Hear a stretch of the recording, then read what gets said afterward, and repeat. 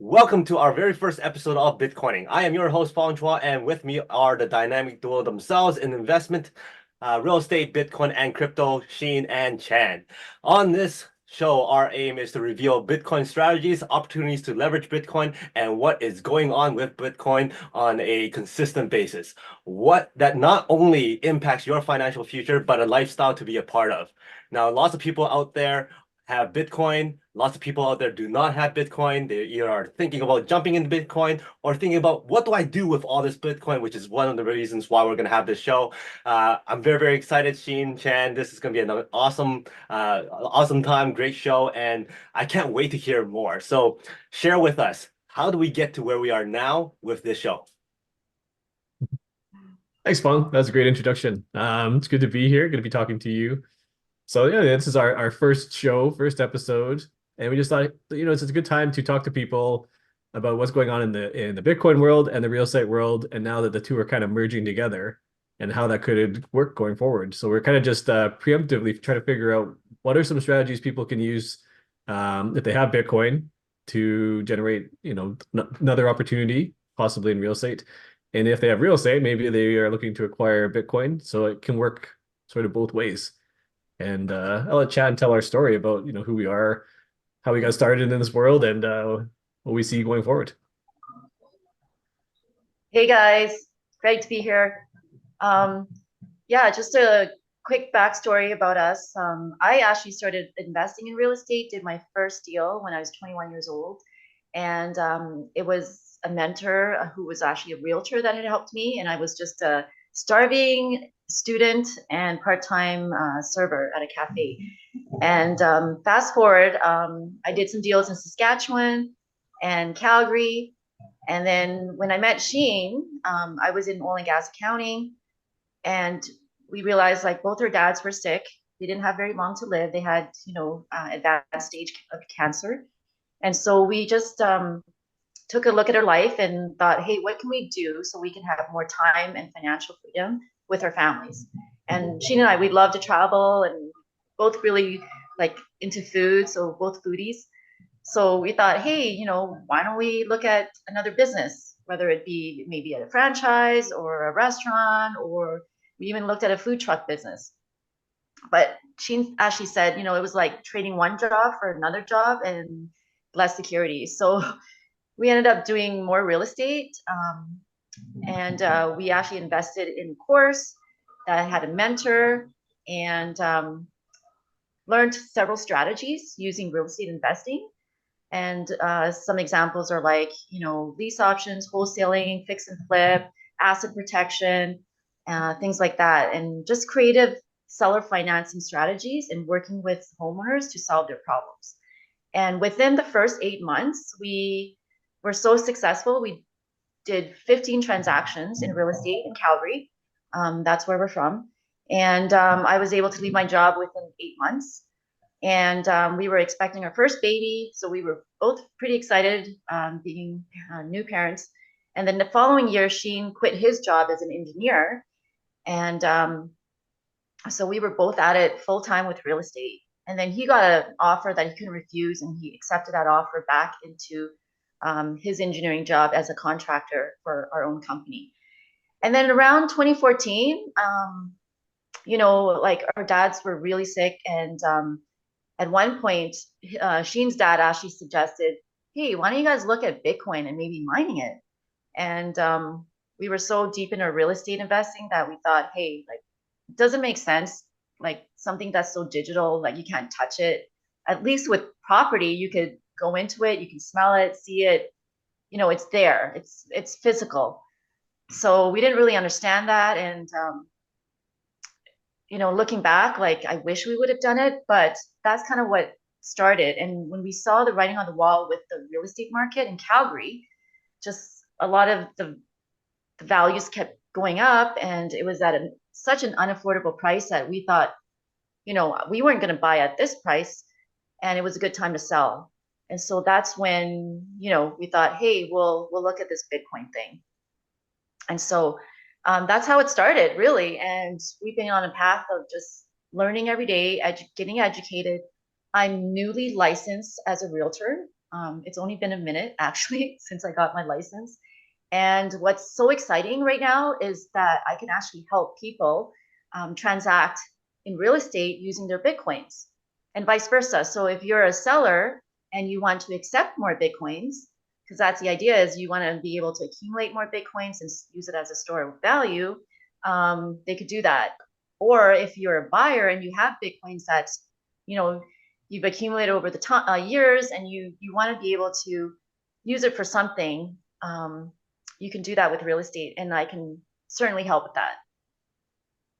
That So is yeah. totally awesome. I mean, I think we met when it was during some real estate event, and ever since then, the two of you have been absolutely awesome with investment opportunities and also tips and advice, and your expertise has just been phenomenal. And it's been a great time spending together and also building this relationship. And I'm very excited about all this stuff that's to come. When it comes to the Bitcoining stuff, how to use that for real estate. I mean, lots of people out there don't tie the two things together. They think Bitcoin, cryptocurrency is one thing, that type of investment will set it, forget, leave it there. Real estate's over here. And when you said that you can actually join the two together and make one leverage another, that is absolutely brand new to me. And which is another reason why we have the show, is so that we can help more people with regards to learning about that strategy and also seeing what opportunities are out there.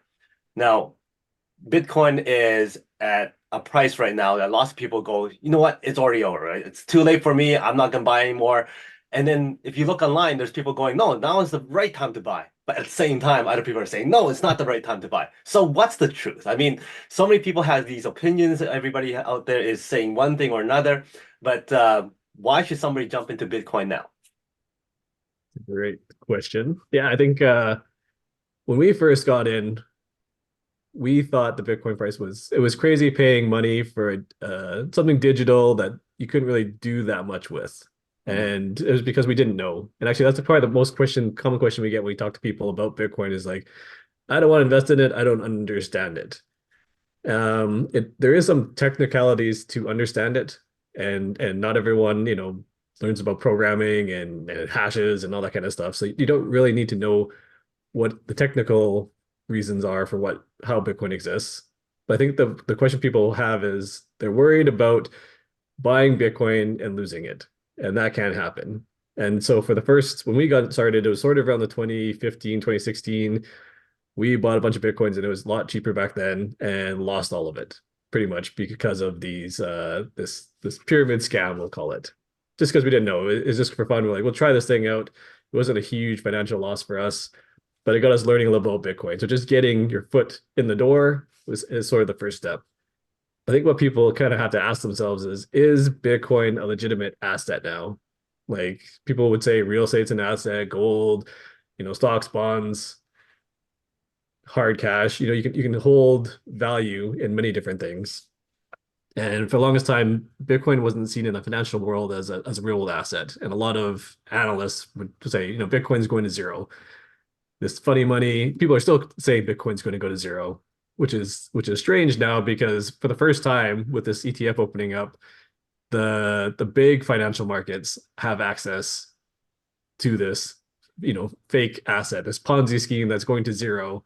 It's no longer seen as a uncredible way to store value. It's actually seen as, this is something that's gaining traction as real. And we aren't at the point yet where the retail world, the majority of people are going to be buying or using Bitcoin. And so I think this is still early. And because it's still early, people still feel uncertain. But the early adopters are the ones that get the biggest gains. If you talked about Amazon selling books in the 90s and the internet market, and you say, well, how's this small company ever going to, do anything of value? It's going to zero. And it almost did. Lost 99% of its value. But had you stuck around with it, now you've 100,000 extra money from where it was. And that's kind of thing. Like the internet took a while to gain adoption. Every new technology takes a while to gain adoption, and Bitcoin's no different. So we are still early in the adoption cycle.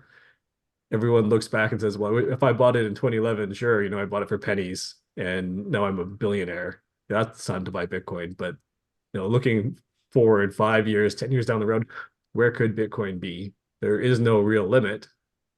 People talk about it, could it be equivalent to what gold does? And gold is, the 10 trillion range, and Bitcoin's in the 1 trillion range. So could Bitcoin 10x from here? I think it's possible.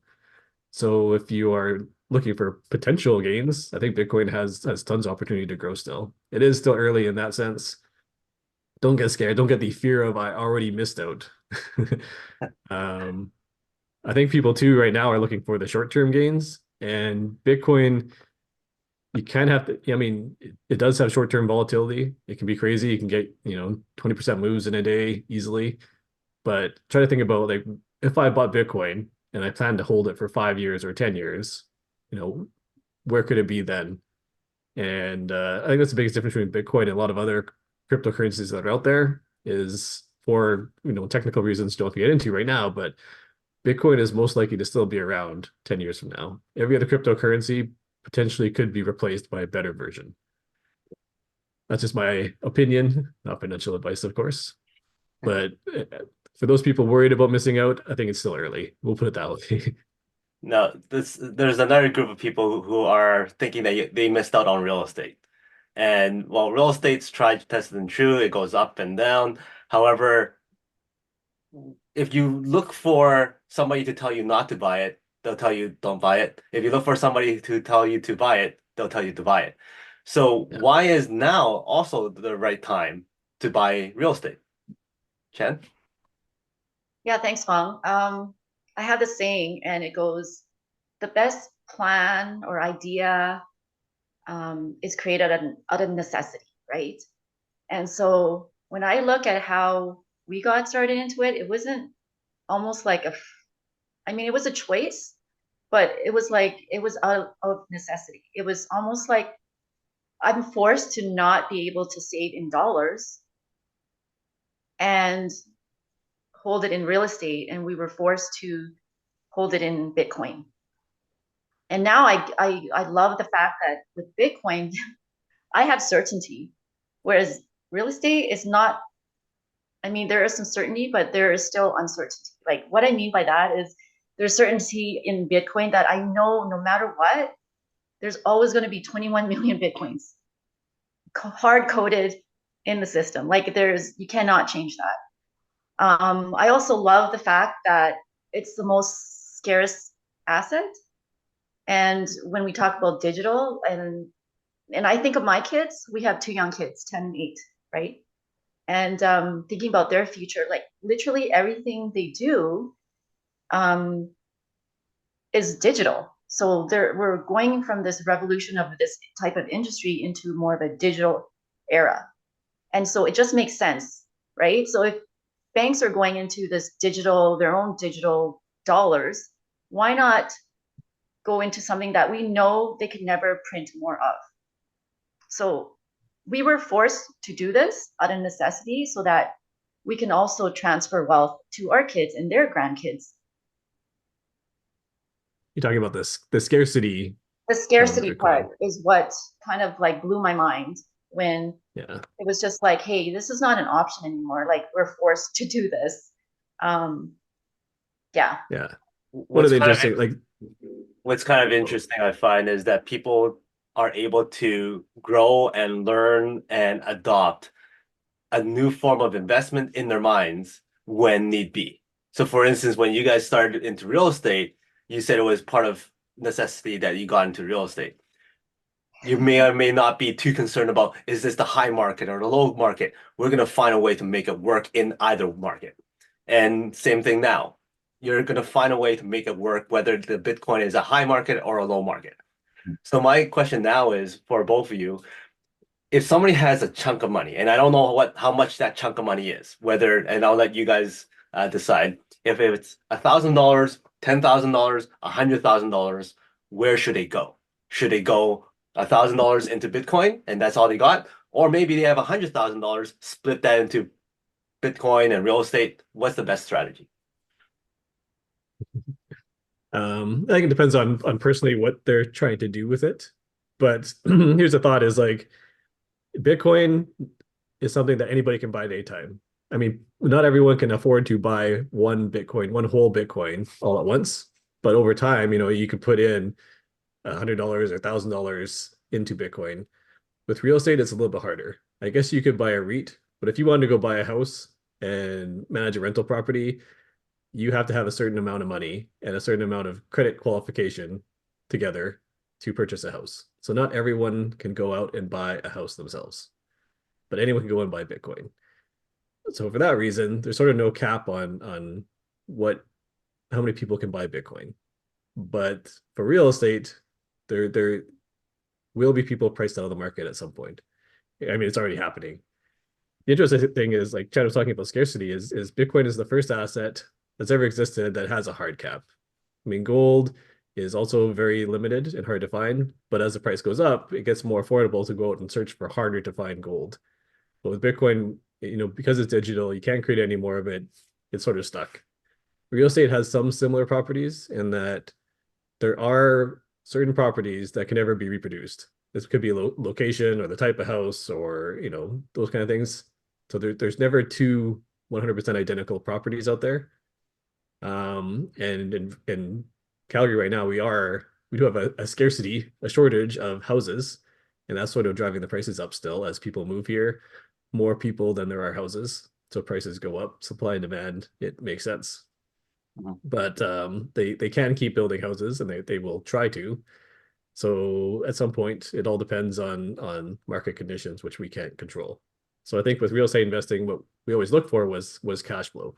And if someone's looking for cash flow, there's not many other assets we can think of that can provide the returns that real estate investing can in that sense. So that's why we liked real estate. If you're looking for cash flow, I think the answer would be real estate. If you're looking long term and you can stomach the volatility in the short term, I like Bitcoin for that reason. So if you have no Bitcoin, maybe you could tend to buy some Bitcoin. If you have a lot of real estate, no Bitcoin. If you have a lot of Bitcoin and no cash flow, then there's real estate. And that's sort of what we're looking for here, is the bridge between the two. So it's sort of a diversification. It's sort of like, case by case basis, what is better for you as an individual. Yeah, can I add to that? Yeah, go ahead. Yeah, Shane just made me realize a good point as well. So we have the two kids, and they were given some cash by their grandma for Christmas, right? And it was a significant amount. And this is my mom. She's kept like money in her mattress for years. And so as a gift, she's given our kids this cash. And the kids are like, oh, let's open up a savings account. So I'm like, okay, great, let's do that. Because they really wanted to go into a physical bank, meet the physical teller, and get a physical card. Like, they love that idea. And to their surprise, we go open up an account, one for each of them. And the teller goes to them, oh, well, you're not 18, so I can't literally give you a physical card, but your mom can, and she can have access to your account. So they were kind of disappointed, but they still like the idea of saving their money, right? And so after 3 months, they were like, how much is our money worth now? Like, how much interest did we get? And we talk about money all the time. Like, that's a thing when it comes to, educating the little ones. Like, it really comes down to what is money and how does money work? So long story short, like 3 months later, they realized they made 25 cents on this money that they put in. And they're like, okay, well, what can we do with 25 cents? Well, and so they're like, maybe we should put it in Bitcoins. And so they're like, how much can we get in Bitcoins? And so we literally set up a little piggy bank for them and transferred their savings from the bank into the Bitcoins. And I have to say, it's a big return, like more than 25 cents. It's like a triple digit return for them, and it gets them looking at it, gets them excited. And sure, like, there's days when it goes down, but this is their store of value. They're not taking it out. It's not a checkings account. It's a long-term savings. So it's pretty cool. Like when Shin mentioned, for someone to get into real estate, they do have to put some money down, whether it's 5%, 20% for an investor. And then you need to have good credit. You need to maybe be a Canadian citizen. And so things like that. There's a lot of challenges, but with Bitcoin, it levels the playing field. Like kids can get into it. You can be anybody in a country that doesn't have a bank account. So it's pretty exciting, like anybody. So I love that scarcity part and the fact that anybody, even children, can learn about money through savings with Bitcoin. Mhm. You mentioned about how some days it goes down and sometimes it comes up, and in the long run, it usually comes up. At least that's the hope that everybody has for any type of investment. So, can you explain more about what actually drives the price up and down? I'm probably I not a think good person to explain. Shin can. I'll put it in the simplest terms first, is everything is supply and demand. If there's more buyers than sellers, prices go up. If there's more sellers than buyers, prices go down. And it's the same in real estate, the same in stocks, same in bonds, like every market's the same. So the people that aren't in the know probably don't realize where Bitcoin is headed. And they've heard the news that the ETF came out. I mean, when the news talks about things, that's when most people hear things. So the ETF was big news. Bitcoin's up, I don't know, 30-40% from when the ETF first launched. It had a huge run up kind of before that. So the ETF brought in a lot of buyers. And after America does something, other countries start to follow suit. So in the UK, they have ETNs, I believe it's called. So they're launching a Bitcoin ETN. That's launching in Hong Kong, like Singapore, like all the big financial hubs around the world are looking at doing the same thing now that the states have done it. So that's one form. And the ETFs mean that when people put money into the ETF has to go and buy Bitcoin with that money. It's essentially how it works. It works opposite too. If people sell the ETF, then they have to sell the Bitcoin. So it kind of ties into that's a big chunk of buyers that are now able to purchase Bitcoin. And not every large financial institution in the States has yet started looking at the ETF. And actually, it's going to be, I think, next week on the 15th, that whoever has purchased the ETF, large corporations, and added that ETF into their portfolio have to disclose that information. So on the 15th, we start finding out what other big organizations or corporations have purchased this ETF, which essentially is purchasing Bitcoin. So that's one big thing that's coming. Another area that's actually kind of interesting is banks are looking at ways of holding Bitcoin. So let's say they want to, way that the financial institutions work, say if you had gold, you could put it in a bank, and if they're holding your gold, they could give you a loan against it, usually like about 50%. So if you had $1,000 of gold, they would give you a $500 loan, or 100,000, 50,000 kind of thing. With Bitcoin and cryptocurrencies in general, they weren't able to do the same thing, or they haven't been able to yet. And they're actually looking at could banks be the ones to hold crypto for the ETF? And the US law was for every dollar of Bitcoin that they held, they had to hold an equivalent US dollar for every Bitcoin dollar. So it made it unrealistic. Like, why would you hold, if you had $1 million of Bitcoin, why would you also hold $1 million of cash so that someone could be lent against it? It's not how banks work. They don't want to hold money doing nothing. So for banks, it made no sense to hold the Bitcoin. And that's coming. The regulation probably will change at some point. And at some points, banks will be custodians of Bitcoin. And then the game changes at that point. Because now everybody can go into a bank and say, well, I would like to buy $1,000 worth of Bitcoin. The bank would say, sure, we will hold that for you. Would you like a loan on your Bitcoin? You have $10,000 of Bitcoin. Would you like a $5,000 loan against your Bitcoin? They would say, sure. And I think the custodian factor is one of the biggest things limiting people from buying Bitcoin. So as soon as they solve this custodian idea where people don't have to hold their own Bitcoin and worry about losing their keys and losing their crypto, someone else can take care of it for them. There's insurance to hold it. That'll open the door for more buyers. And then again, we'll push the price up. So as the adoption continues, prices will go up. And because we're still early and less than 5% of people in the world are holding any form of cryptocurrency, there's a lot of room for growth. And that's the exciting thing that people want to look for.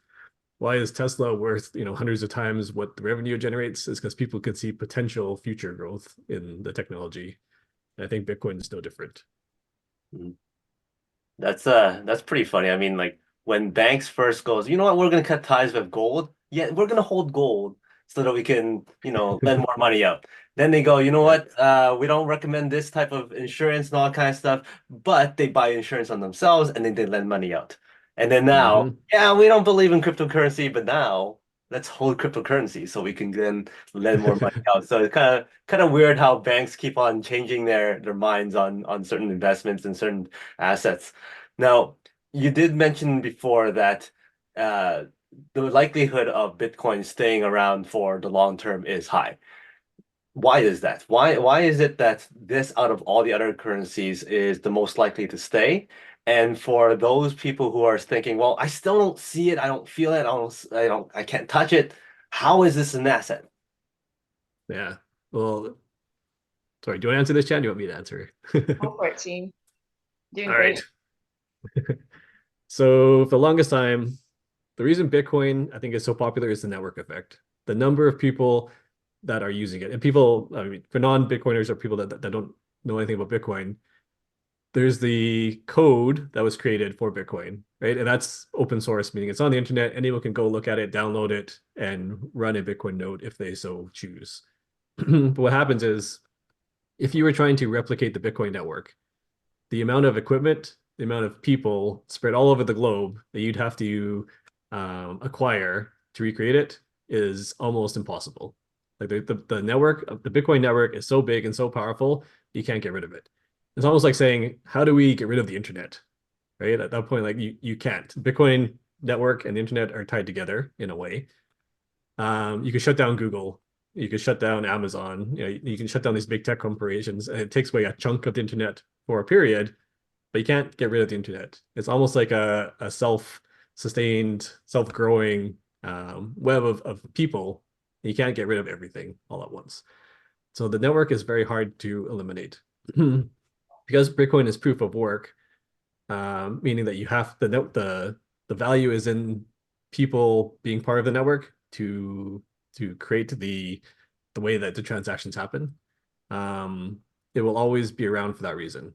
Most other cryptocurrencies, in order to get faster, to allow transactions to happen more often, they've had to centralize a lot of their network.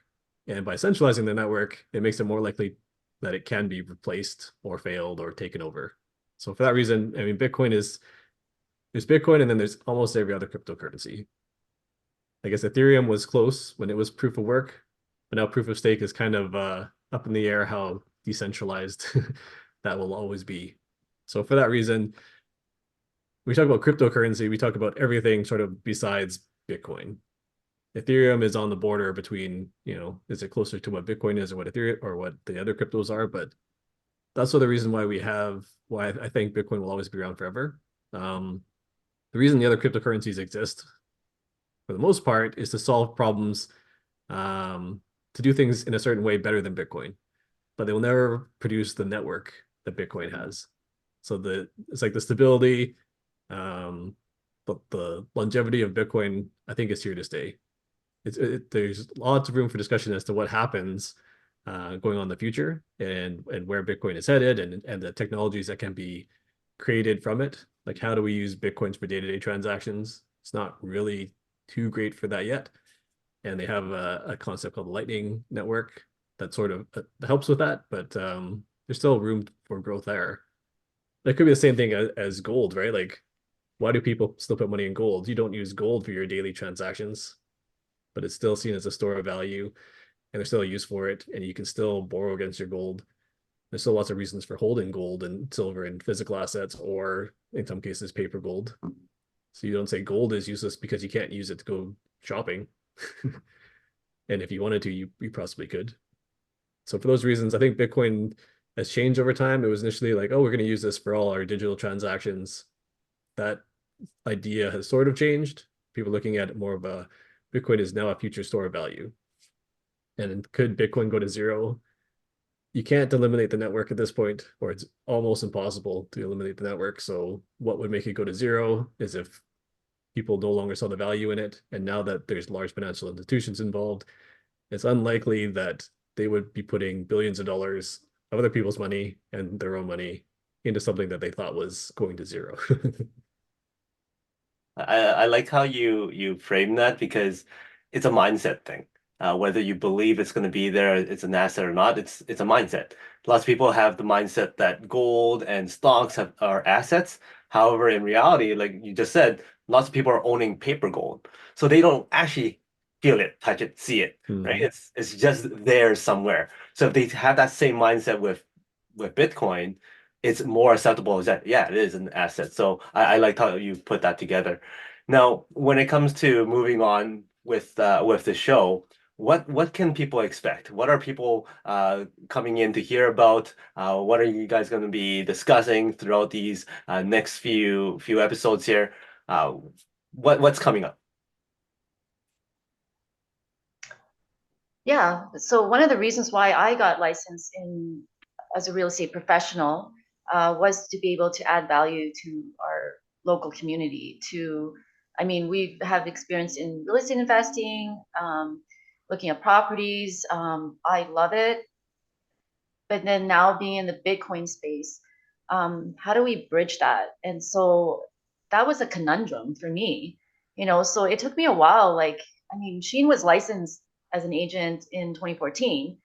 And I kind of say like he's a secret realtor because no one knew he was a realtor. But he got it just to, list our rental properties. So the last couple of years I was dragging my feet, like, where do I see value in realtors? Like, what are they doing that's different, especially in the Bitcoin space? And so I'm super excited because with this um, new opportunity, we could help people transact in Bitcoin. So when we're talking about Bitcoining, one of the ways is to buy and sell properties with Bitcoins. And also looking at the ways is how these many corporations are holding Bitcoins on their balance sheet. And I would love to learn that.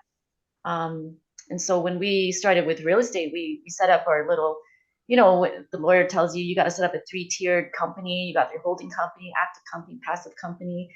Like, how could companies do that with Bitcoin? So that would be another way as well. So this is it's going to be a experiment and just like, a curiosity in diving into that, whether on a corporate level, retail level, institutional level. Like, I would love to learn more about how to Bitcoin and use that. Mhm. I think part of this is we're a little bit early. The Bitcoin halving had just happened, and everyone expects Bitcoin to start to increase over the next year and a half. Um, we're sort of early on the Bitcoining idea between Bitcoin and real estate, and we just kind of want to get it out there that there is an option for people. At some point, Bitcoin's going to get to the point where every person is different, but it's going to get to a point where you say, maybe I should sell a little bit. Or maybe you have enough Bitcoin that you say, well, maybe I need to find a way to live off of this Bitcoin. And there could be other options that come out, but one strategy that we would love to help people with is, could you turn some of your Bitcoin into a physical asset called real estate and use that real estate to generate cash flow and use that cash flow to live off of? And it could be, if you're a Canadian citizen, you can buy real estate in Canada, could be in the States going forward. And you could have cash flowing real estate in Canada that's generating cash for you. So you can go live in Costa Rica or go live in Vietnam or Malaysia or someplace where the cost of living is a little bit less. And I think that option is it's coming. This opportunity is here now, and we're sort of early into it. So we're just kind of feeling the waters of seeing who would be interested in this and who does it fit for. So over the next few weeks, we could kind of like talk about why would somebody do this? When is the best time to do it? We're not offering, financial advice and saying people need to follow what we say, but give some ideas as to who would be thinking about transitioning from owning a lot of Bitcoin into owning other things. And we actually do know people right now that got into the Bitcoin space early and they sell off their Bitcoin solely over time to pay their daily bills, because everyone needs to eat, sleep, pay the utilities or rent or mortgage or whatever it is.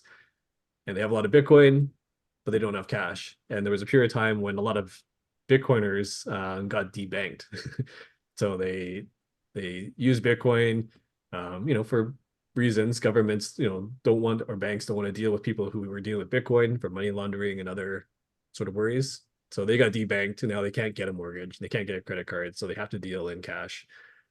Um, and for them it's been hard. So maybe this is an opportunity for them to get into real estate as well in a certain way, generate cash flow from it, and live off it that way. So it's kind of a new concept. We want to explore it and put it out there that this is an option, and work with people that are interested in checking it out. Awesome.